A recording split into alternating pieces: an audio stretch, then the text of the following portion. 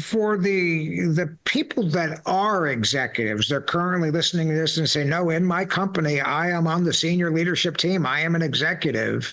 Um, how do they, they're not the chief marketing officer, the CIO, the president, the CEO. They're a senior vice president or VP.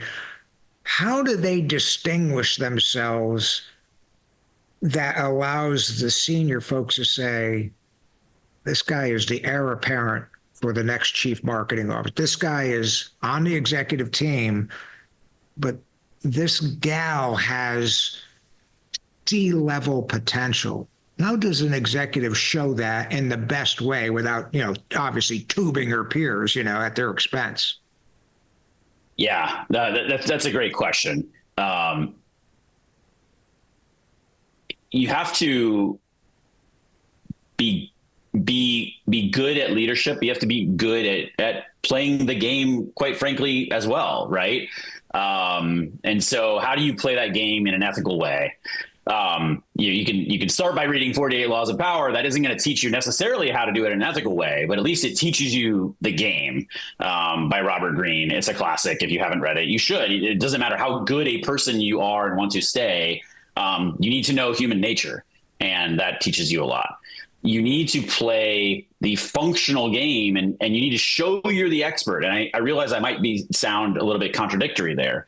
But the reality is, even if you know your job is to be a general leader, you still have to show that you have the functional chops and you're staying on your game, because when someone looks down, they see you as marketing or they see you as product or whatever, they prize that. Generally, you need to get good at marketing yourself and your team, parentheses, with integrity.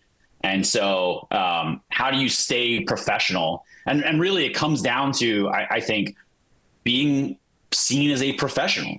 You take your job seriously, you take your people seriously, you're devoted to the mission and purpose of that company. You support your leaders, and sometimes that support means disagreeing, and just always being that person that they can rely on. Obviously, we would like for trust to be greater, you and I, in organizations. But here, that person above you, and at some point the CEO or chairman, they need to know, like, hey, like, anything I give Mike, he's on. And actually, I don't even give him stuff anymore, because he just comes up with ideas on his own. He briefs me, he sends me enough communication, but and occasionally seeks my feedback. But I'm spending my time on all these other things because Mike's got it.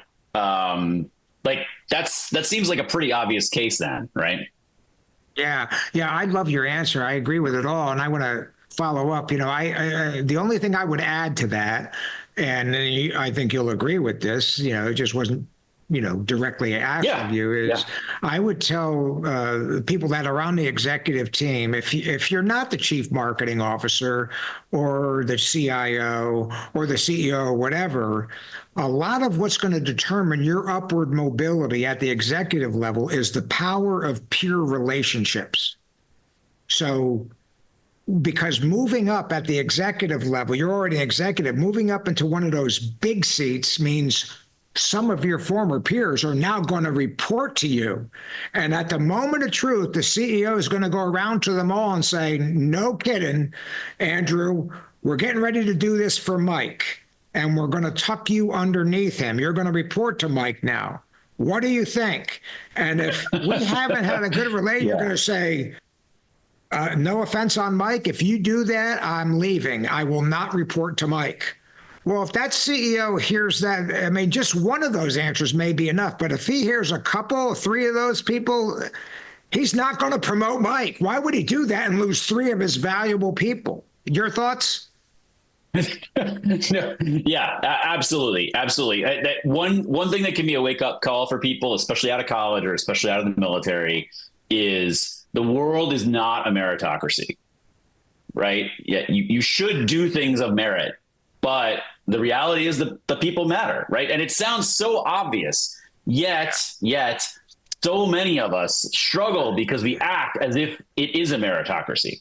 And so you need to do things ethically, do your best job, but also realize that there are these factors at play. Yeah, I will, and I thank you for that. And I'll just follow it up for this for the viewers and listeners. In the corporate world and as an executive coach, I have personally seen a dozen or so instances where a person that they wanted to promote to a higher executive role would have done a great job. They could not do it because he not only failed to cultivate good relationships with his peers, in some cases, he did just the opposite. He stepped on them, subverted them, talked trash about them. And I've seen, those are the extreme cases, but I've seen otherwise deserving people that didn't get promoted. And sadly, sometimes I don't think they ever found out about that. That, hey, we wanted to do this for you, but the people that we wanted to report to you wouldn't do it. They wouldn't stand for it, which is a failure of leadership to provide that kind of guidance to that executive or that person.